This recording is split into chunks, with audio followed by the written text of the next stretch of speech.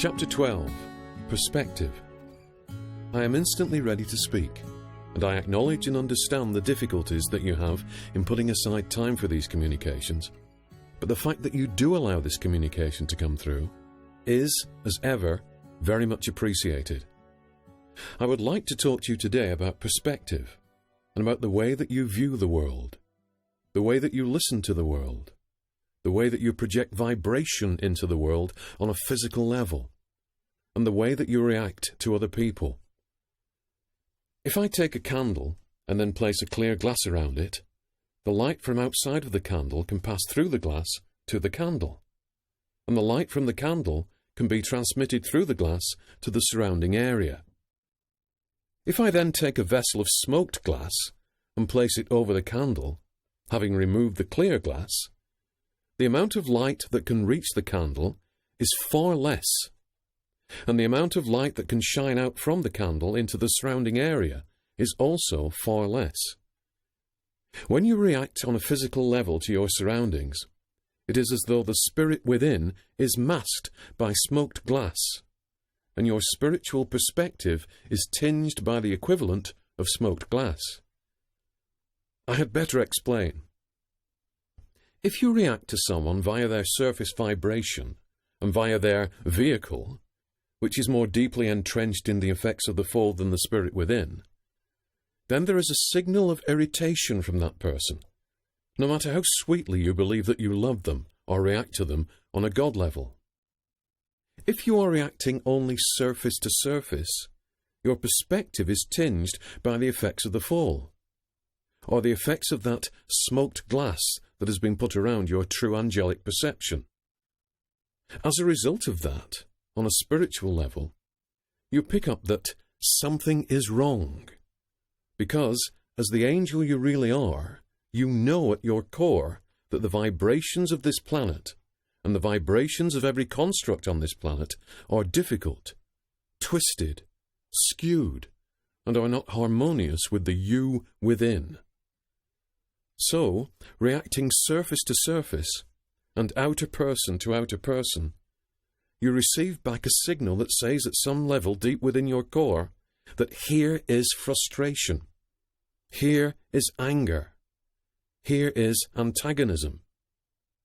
That is why it is so difficult, person to person and surface to surface, to actually sustain and maintain harmonic relationships one to the other, because if you choose to emanate from the surface only, you are emanating the effects of the fall that the other person picks up as being skewed, and you are receiving back identical signals.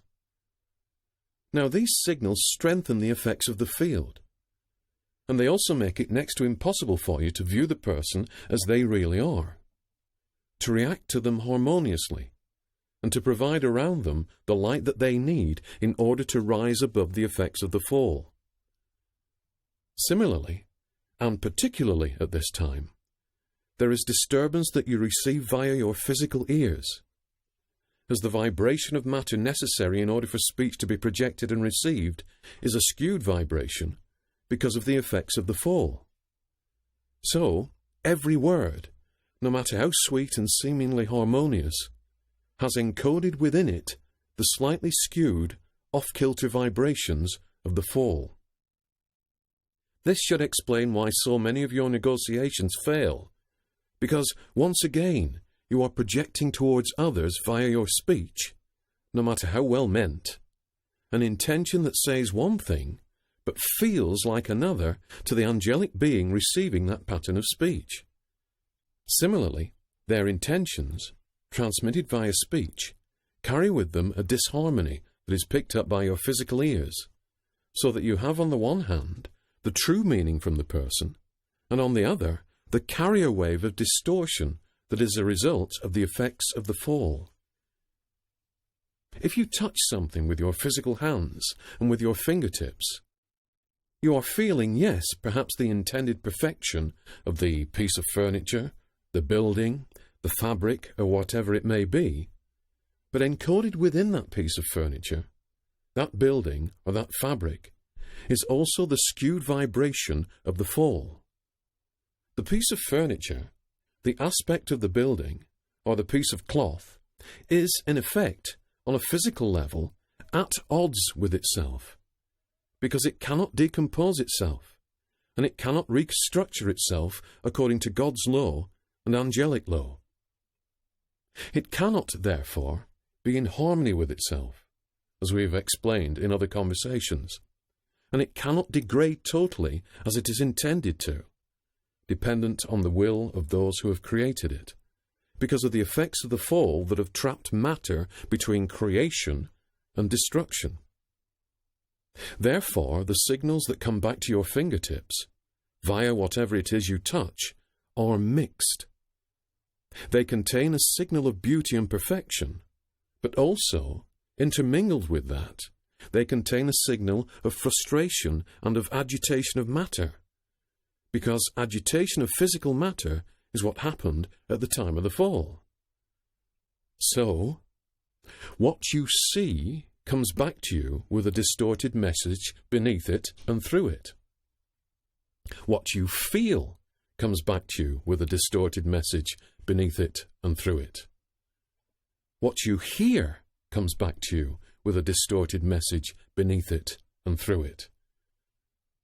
Also, the air that you breathe has, within its molecules, that same agitation, and so it nourishes the body to a certain extent, but it also invades the body with that slight distortion that you read as aggravation, as frustration, and as a need for speed. Do you see how you are victims of the fall on a physical level, and to what extent the fall influences and infiltrates you? You cannot, on a physical level, remove yourself from the effects of the fall. On an angelic level, you can. And the message that we have tried to give you over the 4 books is one of projection and recognition of light, because in projecting light, you reach into the core of the person you are projecting the light to. You receive light from a similar vibration, because light attracts light, and harmony attracts harmony.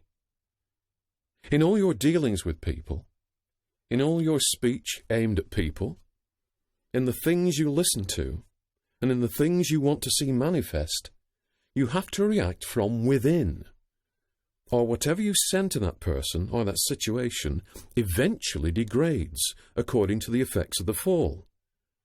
It degrades to the point where it becomes part of the field's armory, or energy, and part of that distortion. You have to wield Godlight in order to change things permanently. And I use the word permanence with regard to God power, rather than to your vision of permanence on earth.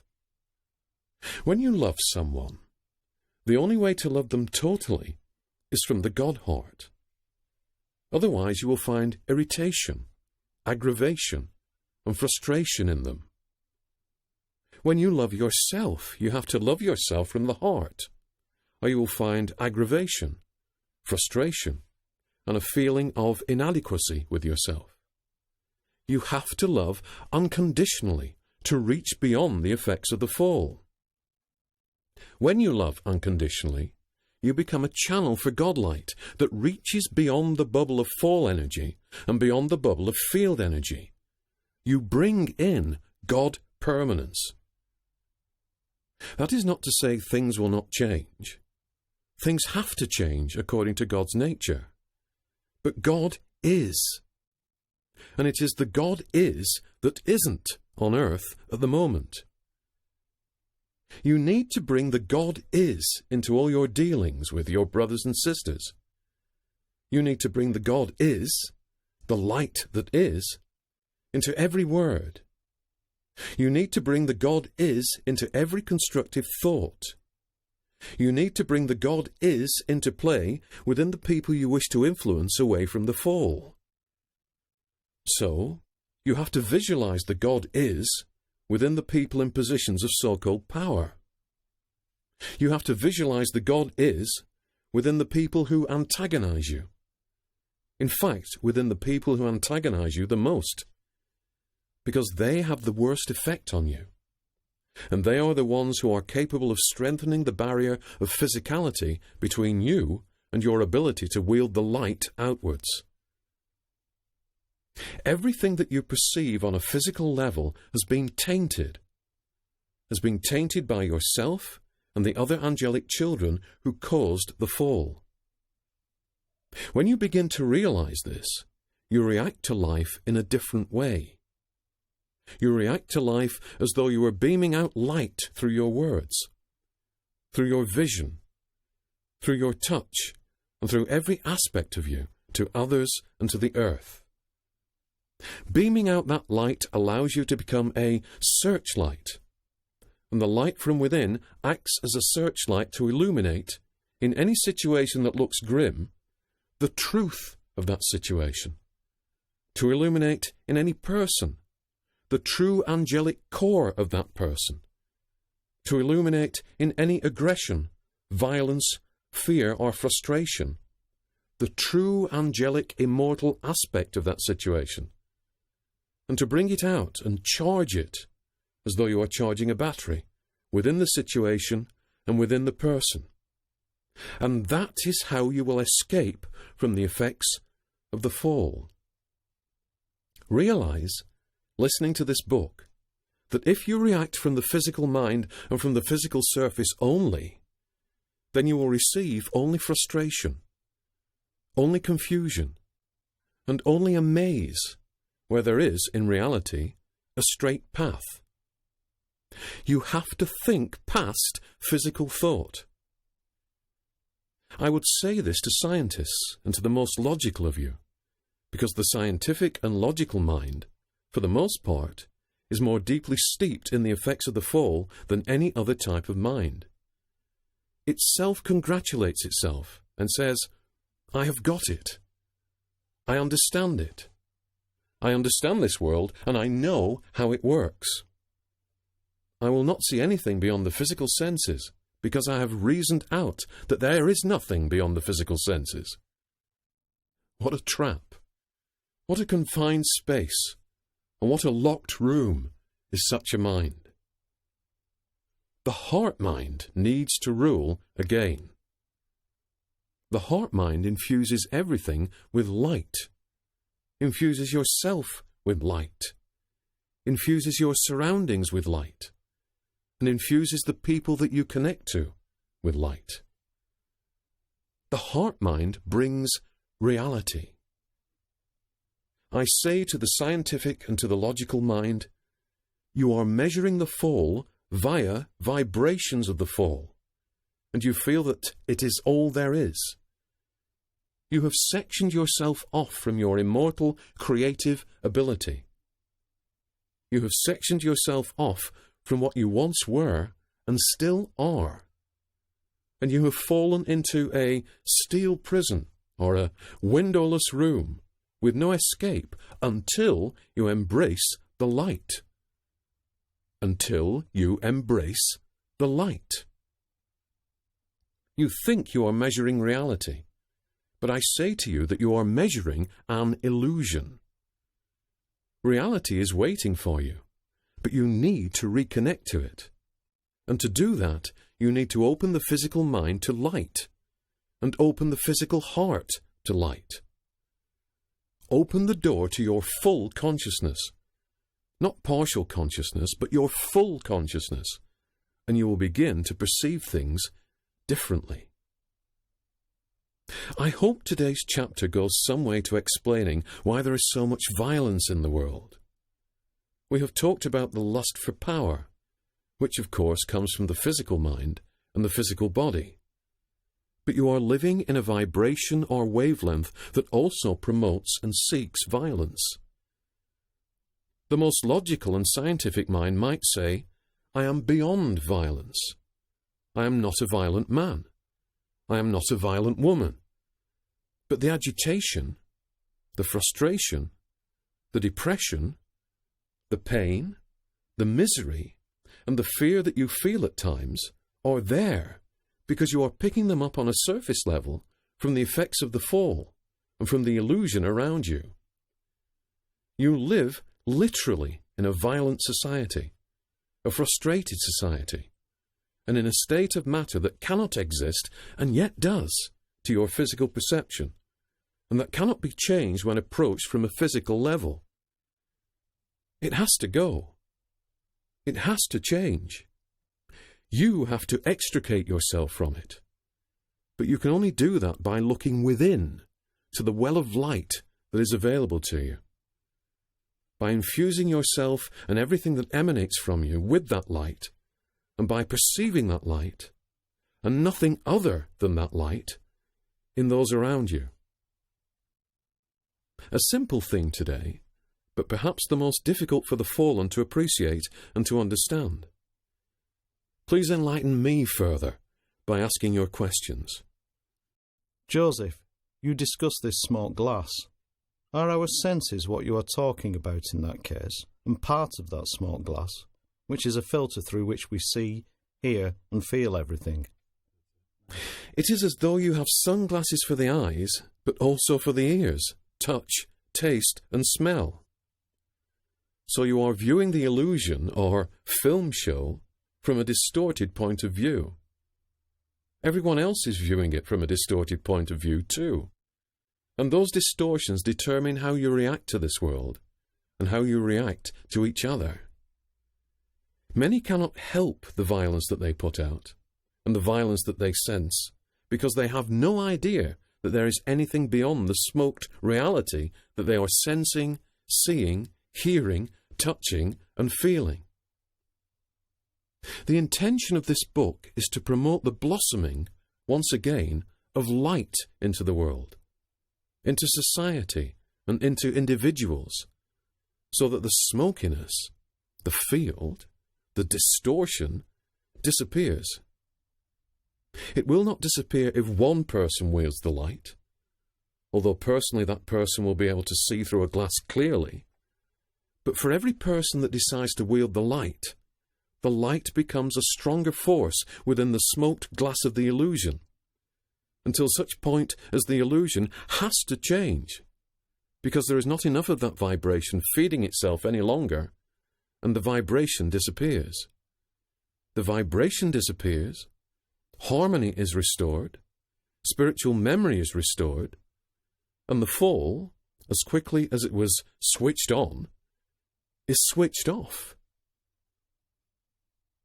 Because the fall was the decision of the fallen through free will, the end of the fall has to be a decision of the fallen through free will. This is why we cannot manifest amongst you, wielding light into dark corners to change the fall ourselves. You have to realize that you are looking through a glass darkly. You have to realize that you can wield the light and change things. And, lastly, and most importantly, you have to do it. Today, or in 1,000,000 years, or in 100 million years, you have to do it. You have to decide, listener, at some stage in your infinite existence, that you want things different to the way they are now. You want harmony restored, and you want to get out of the illusion, and out of the density of the physical senses that you have at the moment. And at that point, you change things. But only you can do it. Only you can lift off that smoked glass shade. And you do it by wielding light and putting light into everything that you do. Does that answer the question? Yes. I presume that is a two-way effect, isn't it? Not only do we give the wrong information out, but we can't receive the right information in the opposite direction, can we? It is always a two-way effect, in that through, I was going to say, no fault of your own, but that is totally the wrong phrase, because you are ignorant of what happened. If you react through ignorance on a surface level only, however well-intentioned you are, as part of your emanation of vibration into the whole, you send out, via your surface and densest vibrations, a code that harmonizes with the vibration that exists as a result of the fall. So, unless you are totally immersing the messages impressions, and intentions that you give out in light, you are maintaining to some extent, maybe only to a very small degree, the effects of the fall, because you are harmonizing with them. Not only that, but the other person has a subconscious choice of what they choose to pick up from you. If they are also ignorant of the light, then they are picking up what they expect from you on the surface and from your physical mind. So those are the vibrations they pluck out of the messages you are emanating. Those are the dominant vibrations. They, therefore, help to maintain the distortion of this illusion as a result of the effects of the fall by strengthening, feeding, and perpetuating the skewed vibrations that allow this illusion to exist as it is. I hope that I have shown you the difficulty, but also the ease of changing things on your level of consciousness. There is a great difficulty because you are enmeshed in complexity, which we have spoken about earlier. And part of this complexity is that you expect, and you almost, I don't want to say desire, you anticipate difficulty rather than ease. You anticipate aggression rather than harmony.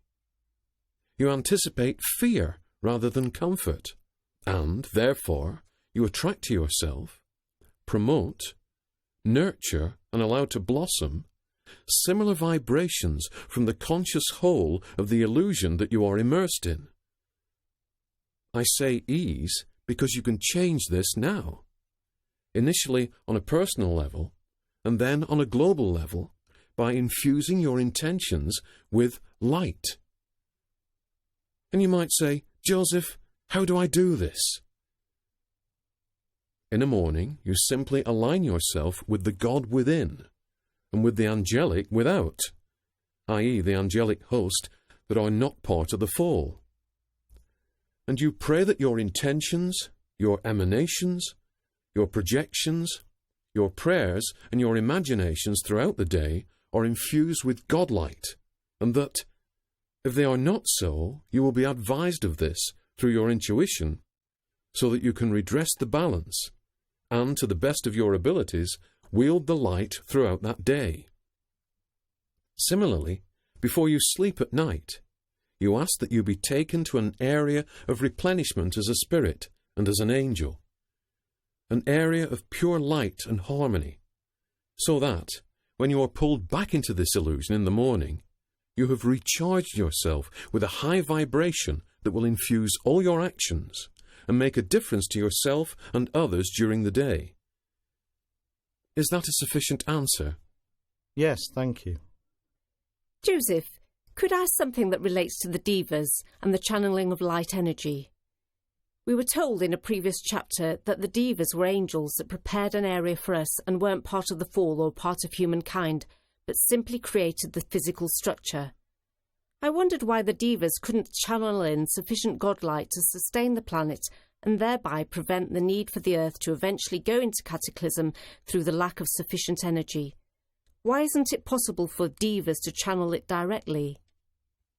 If there was not a backdrop of mountains and skies and rivers and streams and continents and oceans and contours and light and shade and the flora and fauna of this level, the fallen would find themselves in complete darkness with nothing to react against. There has to be a stage in order for a play to play itself out. And there have to be props and costumes. There has to be a matrix against which experience can be measured and appreciated. The diva mind is here through free will as a backdrop against which the free will of the fallen can work itself out until such time as it resurrects itself into the light. Were they not to be here, there would be vibration without form. You contribute to the maintenance of form as you see it by recognizing it as form. You see a mountain and you accept it is a mountain, and therefore the mountain continues to exist. If you had no backdrop against which to act out your play of discovery and rediscovery of who you are, where you are going and how to change things, you would find yourself, because of your weak surface ability to create, in an area that was not a no-thing area, but an area that was insufficient for your requirements. Insufficient to allow you to recognize yourself and others, and to examine the vibrations that you find yourself in. So, the diva mind and the mind of humankind are inextricably linked in the normal order of angelic creative expression, so that one creates the backdrop against which the other experiences. There is a great kindness in the diva mind in the providing of this backdrop of earth against which you can react, recognize yourselves, and recognize each other, and eventually, please God, recognize your origins. There is a great compassion and a great love, but the diva mind does not consider itself to be trapped as you understand it. The diva mind sees this as necessary in order for you to experience, and would not expect your praise or any recognition of what the diva mind is doing. The diva mind is simply harmonizing at core with who you are in order that eventually you escape the illusion. The angelic forces outside of the sphere of the fallen are doing exactly the same. They are pressing against the illusion to allow communication to take place, to allow recognition of who you are to take place. But they do not consider this to be a noble act. They consider this to be the normal, rather than the noble act, in order to reconnect with those brothers and sisters who seem for a time to have immersed themselves in a play that has no end. You must stop thinking, if you can, in physical terms of what a pity and how terrible. You must concentrate instead in terms of there is a situation. That situation needs to be remedied, and this is how we do it. You must also understand that the diva mind is more easily connected with its source than you are as an angel of the fallen. So, although the diva mind needs to stay here partially to create and recreate the backdrop against which you live and move and have your being, there is a portion of that diva mind that is connected to the greater angelic host that indeed brings through that harmony in order to maintain the backdrop that you see. Because behind, through, and within the texture of the mountain, or the stream, or the river, or the tree, there is the purity of diva creation. Without that purity, the illusion would collapse into a soup of half-realized projects and half-formed, half-destroyed realities. The diva mind exists to create the backdrop in the normal course of universal angelic creativity. So the diva mind is maintained and guarded, honoring the planet. It is only the surface of everything you see, in relative terms, that is polluted by the effects of the fall. Do you see that? Yes. In the past you said the Earth was running out of energy because it wasn't pulling in godlight energy. And so it is. And I just wondered why the diva's input of godlight energy doesn't sufficiently keep sustaining the planet, and why the balance is eventually tipped. The divas maintain the backdrop, not the collective mind, and not the collective illusion. The divas maintain the stage set, and not the adventure. Do you see the difference? Yes. And they are not allowed to sustain the adventure. You are sustaining the adventure. The complexity of this particular question is an example of what is happening in millions of minds around the world now. The seeking of complexity. Seek simplicity. Seek the source. And in seeking the source, you change that energy, which is the very energy I have been speaking about today. That aggravated energy that says, why this? Why that? Why is it like this? Why can't it be like that? And it is what it is until you change it, individually and globally. It is what it is until you change it. And you change it through accessing the light, not through complexity. Do you see? Yes, thank you. Is there a final question? When someone wields light, is there a chance that other people, for want of a better phrase, have a cloudy vision, in that they reject it? Or does it always get through to some core part of a person? The important thing to remember about light, or any projection from a human being, is that it seeks out, harmonizes with, locks onto, and engages in a two-way conversation with a vibration of similar intensity. If you project light towards someone, that light emanates out and reaches in towards the core of that person, and harmonizes with the light at the core of that person. The head may reject the light, but the core responds to the light. What is needed is a projection of many points of light into those people who seem most enmeshed in the effects of the fall, so that their core is receiving light and light and light and light, to the extent that that core of light becomes the dominant vibration that the person is able to perceive in their conscious mind. At that point they change, but until that point, that light is never wasted. You are feeding a battery, and you must also think to yourself, I am preventing that person from sinking any deeper into the mire of the illusion. The message of this communication, and the whole point of the books, is to ask each human being to consider that they are mighty warriors for the light, and part of a mighty army for light, and that in wielding light, even if they cannot see immediately the effects of having sent out that light, they eventually change things. At best, they keep the people and situations that they are sending light to from sinking further into violence, into anger, into frustration, and into confusion. The best case scenario is that enough of you remember who you are, and then everyone else will remember who they are, because the amount of light that you broadcast cannot be ignored at that point, by the core of each person bringing in vibrations from this illusion. At that point, each person cannot ignore the light that exists, the reason it exists, and the choices in life that exist that they will not have considered up until that point. Light is never wasted. You can reject it on a physical level, but that doesn't mean you send it back to the person wielding it. You may reject it, but it gets through, because that is what you are. You are only rejecting it with this thin persona of physicality that you believe to be you because of the effects of the fall.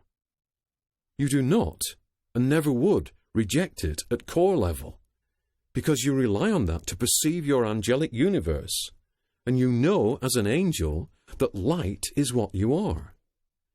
You know that you are connected to it. You know that you are it. You know that you breathe it in and give it out as a natural part of your angelic existence. The head may say, no, I don't want light. I will not have light. But the core says, feed me. The core says, thank you. The core says, bless you. I need that vibration.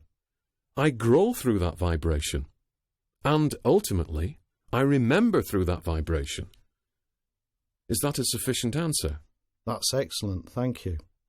Before I finally let Michael go, I wish to underline the urgency with which these communications need to come through.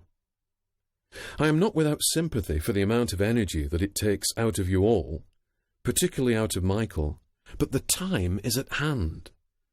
The time for change is at hand.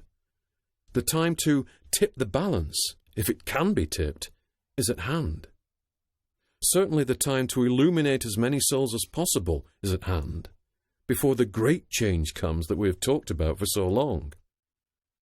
The worst-case scenario is that you will elevate a great many souls. The best-case scenario is that you will elevate everyone. But my urgency, and the urgency of the brothers and sisters who work with you, which I hope you can feel, not just Michael, in the vibration of my voice and of my being, should indicate that there is not an infinite amount of time left in which to deliver this hope and this means of salvation. Therefore, I am grateful for and will try to organize further opportunities for communication so that you can then, with our inspiration and help, address the serious business of making people aware of this information worldwide. It will roll forwards and will expand, but it is not yet complete. Each book has been a section of the complete message. It is almost there, but there will be a leap forwards once this book is completed, because it will be sensed by those who can sense such things as a complete means of escape.